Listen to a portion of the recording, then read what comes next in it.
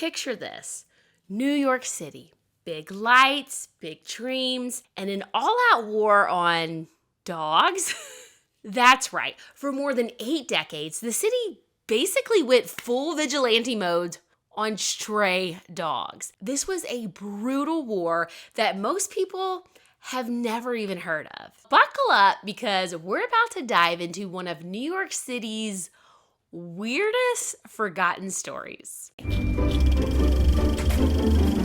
Hey y'all, I'm Christina and you're listening to History and Hearsay. All right, let's take a little trip back to 19th century New York City, where life was not like a cozy period drama, but more like a grimy, chaotic fever dream. As we've discussed in previous episodes, New York City in the early 1800s was a bustling, chaotic place with people from all walks of life who were crammed into a small space. The Industrial Revolution was in full swing, bringing with it both opportunity and upheaval. And as more and more people flocked to the city in search of work and a better life, the urban environment became increasingly overcrowded. Sanitation was poor and diseases spread easily in the densely populated neighborhoods. And from 1811 all the way until 1894, the city was locked in an all-out war with stray dogs. Yes,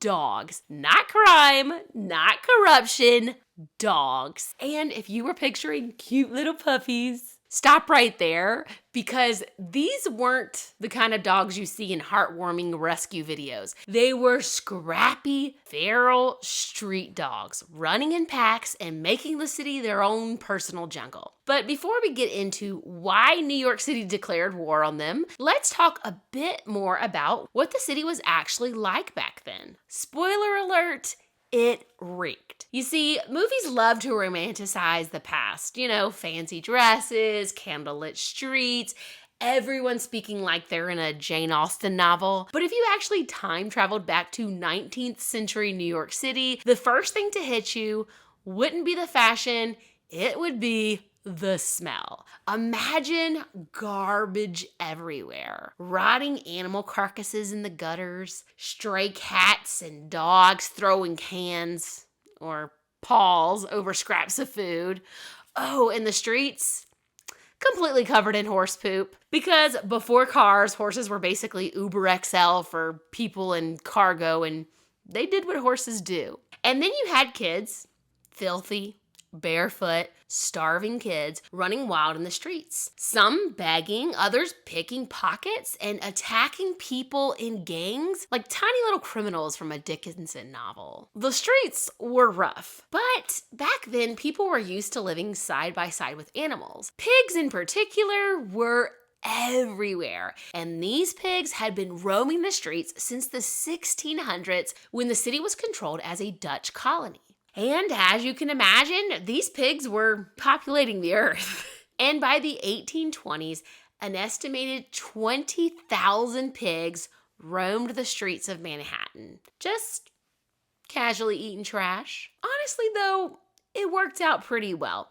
People dumped their trash in the streets, the pigs ate the trash, and then when they got fat enough, the people ate the pigs. It was a win-win circle of life kind of situation. The pigs were kind of like the city's first sanitation department, until 1881, when New York City finally got an actual department of sanitation and their army of street cleaners kicked the pigs to the curb. But pigs were nothing compared to the real menace, the dogs. By some estimates, tens of thousands of strays roamed the city, and unlike pigs, they weren't seen as useful. They were survivors, born on the streets and raised in the streets. And people back then didn't have our modern dog mom, dog dad mindset. Animals were tools, not family members. And if they weren't doing their job, they were beaten, shot, or worse. Horses got whipped, cats got kicked. I mean, cats, it was probably fine. But all joking aside, people thought nothing of treating animals in very inhumane ways. And when it came to dogs, they were public enemy number one.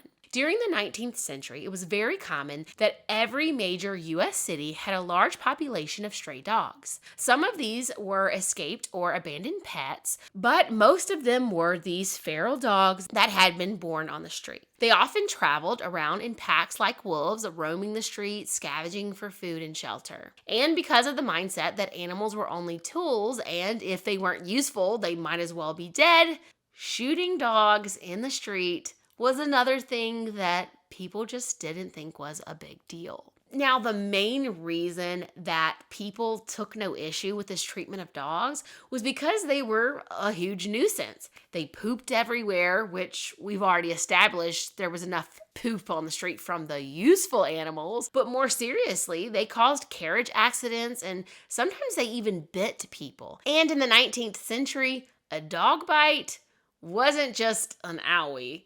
It came with the very real fear of rabies. People back then didn't understand rabies like we do today. Well, the doctors do today. I personally still don't understand rabies. I've not spent much time on that. But all people back then knew was that if you got it, you were done for. There were no preventative measures, no cure, just resigning yourself to a horrifyingly painful death. And it was widely believed that stray dogs were the primary carriers of this deadly virus. So the mere sight of a stray could spark panic, which must have happened a lot since there were so many dogs on the streets. Can you imagine walking down the street like, there's a dog, there's another dog, there's a dog. It sounds awful. And these fears were not totally unfounded. The consequences of a rabies outbreak was often fatal for those infested. So when people saw strays roaming the streets, they didn't think, oh, what a cute little puppy. They thought, get that thing away from me before I die a horribly painful death. Better yet, shoot it in the head. That fear, along with the growing number of stray dogs, caused city officials to take some pretty extreme measures, which we'll get into. So keep clutching your pearls and let's get right into it. All right, so New York City been trying to keep these stray dogs off the streets since 1785. And by trying, I mean passing a bunch of laws that did absolutely nothing. They threw out new rules in 1802, 1803, and 1808. But surprise, surprise, the dogs didn't care. So by 1811, the city was done playing games. They decided, all right, time for the nuclear option. And that is the year that New York City kicked off a full-blown 80-year-long campaign to exterminate stray dogs. Yes, 80 years. The city's leaders claimed it was a public health issue, and in 1811, they passed something called the Law Concerning Dogs. I love how the laws back then were so clear-cut.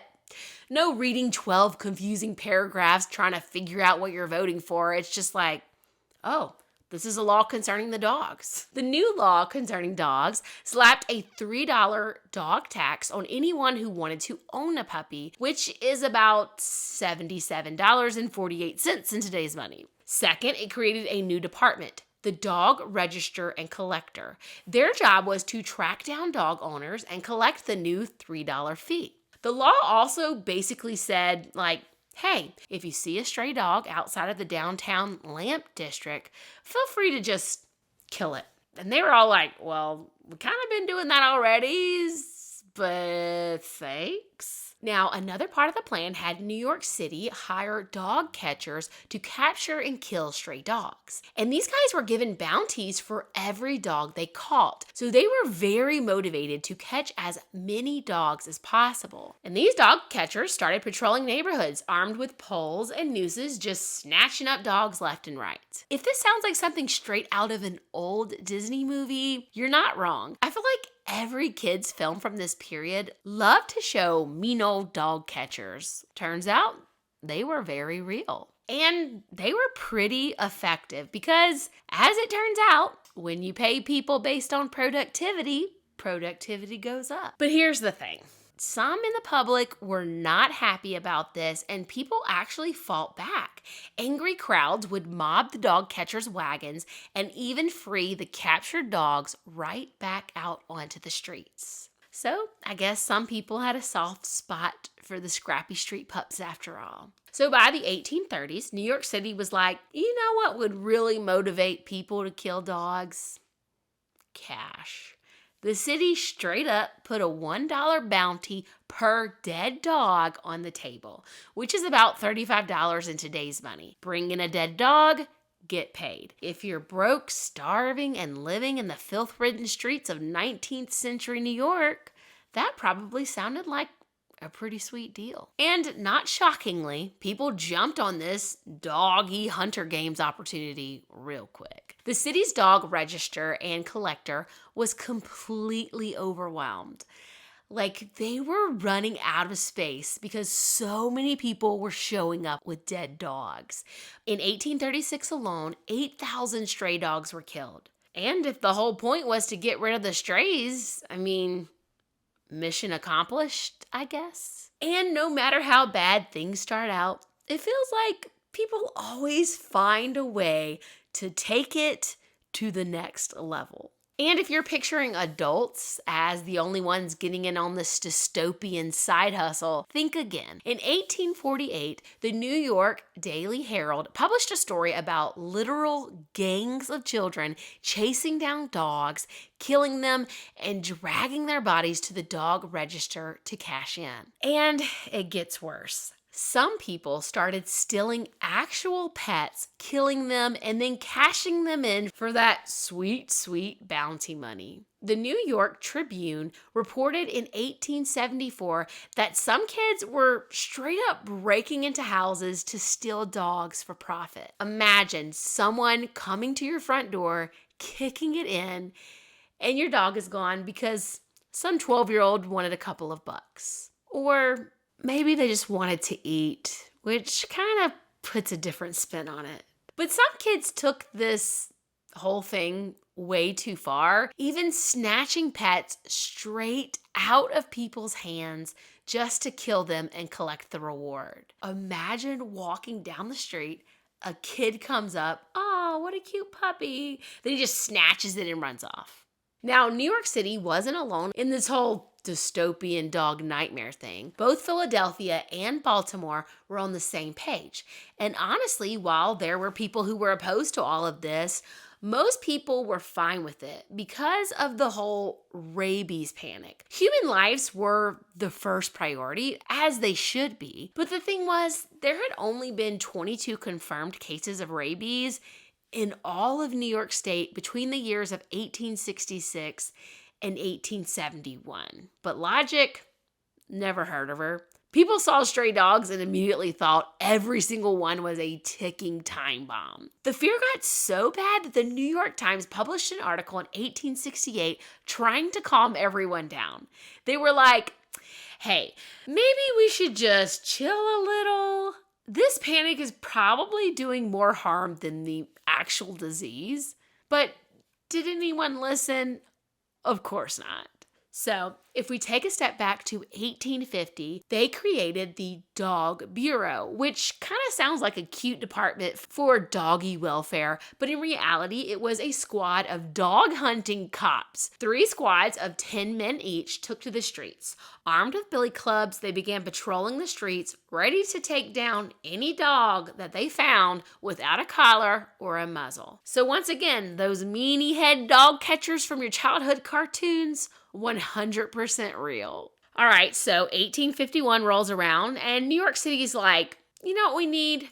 A dog pound. So they threw together a literal wooden shed next to a varnish factory because nothing says humane like trapping animals in a shack next to chemical fumes. Now, some people actually supported the whole idea of putting these stray dogs out of their misery, which, by the way, meant a hard, sharp whack to the skull with a billy club.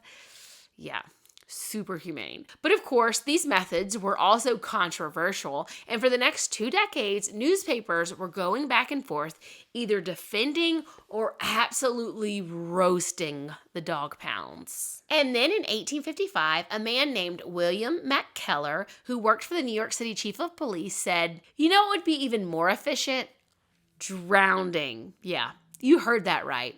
If the dog got picked up by a dog catcher, you had exactly 24 hours to come get them or splash. I just don't understand the thought process here. Like, honestly, who raised this guy? I feel like some therapy might have been warranted to get to the bottom of that one. So, in 1858, a journalist from Frank Leslie's illustrated newspaper actually went to see one of these drownings because apparently back then they still included the investigation as part of their journalism.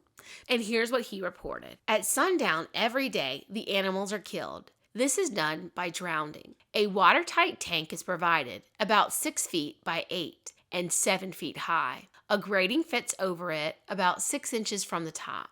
The dogs are put into this tank and then the grating closed and firmly bolted down. And the tank is then filled with water and the dogs are thus drowned. Yeah, sounds pretty horrific, but apparently it wasn't enough because soon they switched to mass drownings. They would lock the dogs in iron cages and dump them straight into the East River. Why?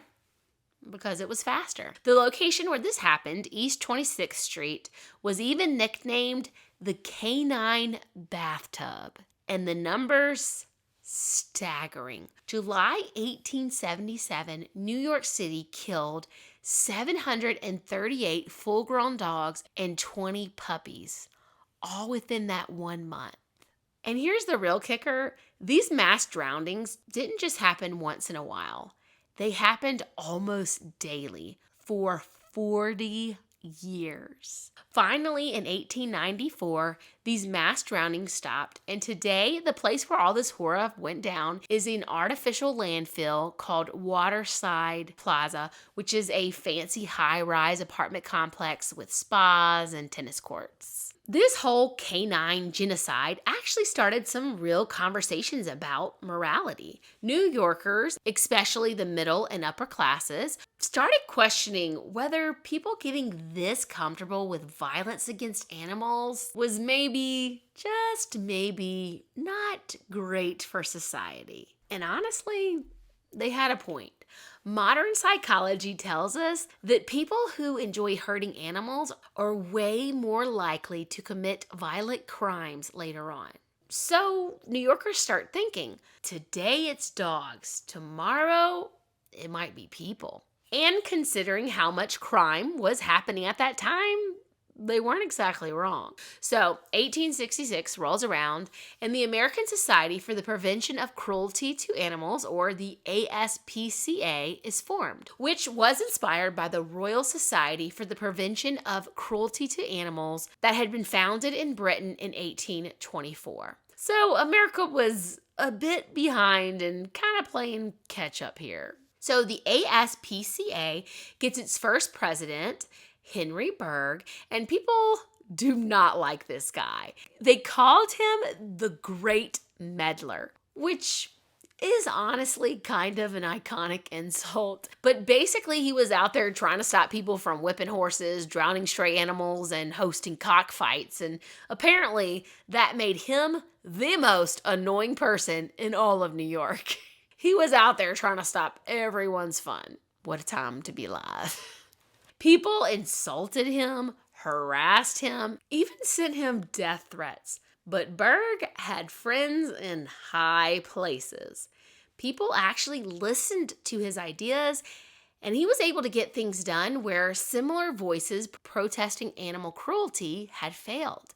Fast forward a couple of decades, and little by little, the ASPCA actually started changing public opinion. Now, to be fair, there were always people in New York City who hated the whole dog killing situation, as we've mentioned already, but no one who had the power to change things really seemed to care. But by the 1880s, people actually started to feel bad for the stray dogs instead of just, murdering them on sight.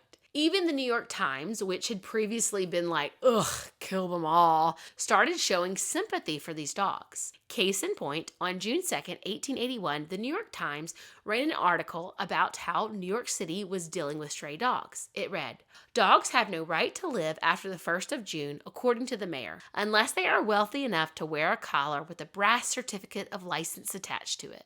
The closed season for dogs in New York began yesterday, and the pound was open. In this institution last year, over 8,000 dogs were put to death, and there was thus destroyed more intelligence, more faithfulness, and more common sense than ever bothered some of their persecutors. Wow, that's pretty scathing. The pound was empty yesterday, but the 15 dog catchers are to go to work immediately and will soon have some boarders. It is under the charge of Captain John McMahon and several assistants who have made very complete arrangements for the capture and slaughter of unclaimed dogs. There is an office in front with this big sign on it, Department of Dogs. This is separated inside by two parts by a railing. The officers of the concern are on one side of the railing, and the policemen and the indignant public are on the other side. In the reception room, to which the better dogs are taken, are 130 kennels, each supplied with a chain. Troughs run around the ends of the kennels, containing constantly 4 inches of water to supply thirsty dogs with a drink. At one end of the room are 2 large private kennels for the accommodation of such fancy dogs as may be picked up. There is a pen at one side, just the size of the iron cage in which the dogs are drowned. This is filled with the poor creatures, and they are then driven into the cage. The cage rests upon a little car, which is run to the water's edge. Over the edge of the river hangs a derrick, from the crossbeam of which dangles a big iron hook. The hook is fastened in an iron ring at the top of the cage, which is then hoisted with a rope and pulley till it is clear of the car. When it is flung over the river and lowered, in 6 minutes the dogs delight to bark and bite no longer, and the cage is hoisted up again. Their dead bodies are taken to Barren Island, where they are manufactured into various articles. Just what these articles are, perhaps it is better for the public not to conjecture. I want to conjecture, please tell me. The pound is at the foot of 16th Street, East River, and there valuable or pet dogs may be reclaimed upon payment of the legal fee. Oh, and the most cinematic part of the article, the warning to the dogs. When a dog sees a man come along with a big circular badge on his heart and a number on the badge, let the dog lie low. It is the catcher. Ooh, dramatic, chilling. This guy was a good writer. So yeah, that was the 1880s. People were finally starting to question if mass drowning dogs in cages was maybe not the best way to solve the problem. Possibly a little unethical. Took them long enough. Okay, so 1888, and finally, someone in charge, Mayor Abram S. Hewitt, is like, hey, maybe drowning thousands of dogs in cages isn't the best look for our city. You think? So he calls for a more humane way to deal with stray dogs. And oh boy, did they try everything. Electrocution, carbon dioxide, asphyxiation, chloroform suffocation, which was basically all just a terrible turn-of-the-century science experiment that didn't really work out. Then in 1894, John P. Haynes, the new president of the ASPCA, manages to pressure the New York City legislature into passing a new law to handle the city's stray dogs and cats. Instead of being thrown into a river, stray dogs and cats would now be taken to a shelter for animals. This shelter was heated, ventilated, and had actual lighting, which is way more luxurious than the nightmare dog pounds of the past. They also held animals for 48 hours instead of just 24 to give them a better shot at being adopted or claimed. Progress, I guess. But after 48 hours, any unadopted animal was still killed, mostly by poison gas. So not exactly the happy ending that you might have been hoping for, but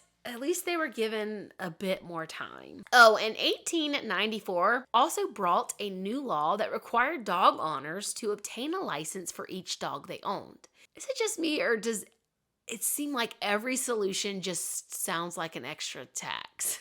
Anyway, every dog and cat had to have a license and wear a collar with an ID tag, or else. Owners who didn't renew their pet's license annually would be slapped with a $75 fine, which is like $2,600 in today's money.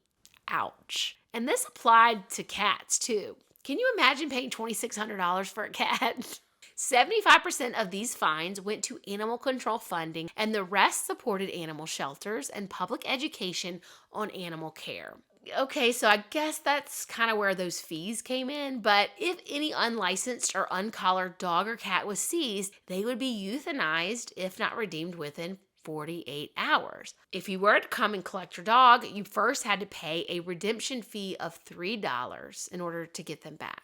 Now, perhaps the biggest change was that the ASPCA took over animal control from the city, so there were no more government-run dog pounds, no more terrifying dog catcher villains, and most importantly, no more mass drownings in the East River. But even with all of these changes, the killing didn't stop. In 1895, the shelter at 102nd, How do you say that? 102 end?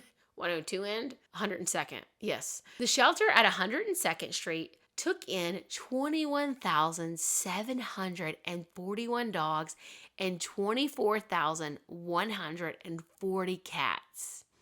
And guess what? 95% of them were sent straight to the gas chambers. So yeah, some progress, but in reality, there was still just way too many strays to find homes for. Personally, I feel like all these fines and fees would have deterred me from adopting a pet. I mean, if I was struggling financially and I couldn't afford food, I couldn't risk my cat getting out and then me having to pay like thousands of dollars to get my dog back. I wouldn't have a cat. Should have said dog. Then my dog gets out and I have to pay thousands of dollars to get him back. I feel like that would have been a pretty big deterrent if you were struggling. So as we move from the 19th century into the 20th century, people finally start realizing that maybe we shouldn't treat dogs like garbage. I know, groundbreaking. More groups started picking up where the ASPCA left off, and by 1907, every single U.S. state had at least one law against animal cruelty. Then in 1978, someone in Paris, France was like, hey, let's make this official. And they dropped the Universal Declaration of Animal Rights on October 15th. This document had 14 articles, and these articles were basically just saying that animals had some basic rights. They had the right to live, they had the right to be free from abuse and torture, and they deserved kindness and respect.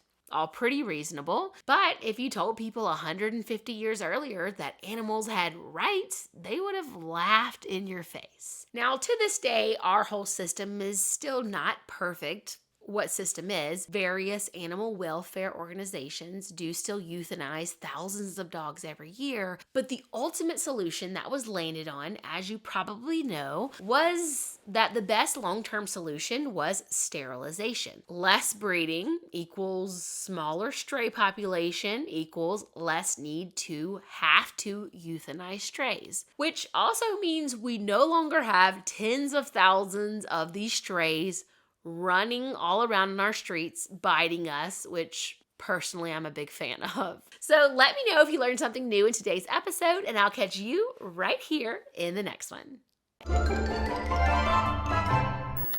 I thought about just holding her for the whole episode, but then I kind of felt like that might be a little like, I don't know, morbid.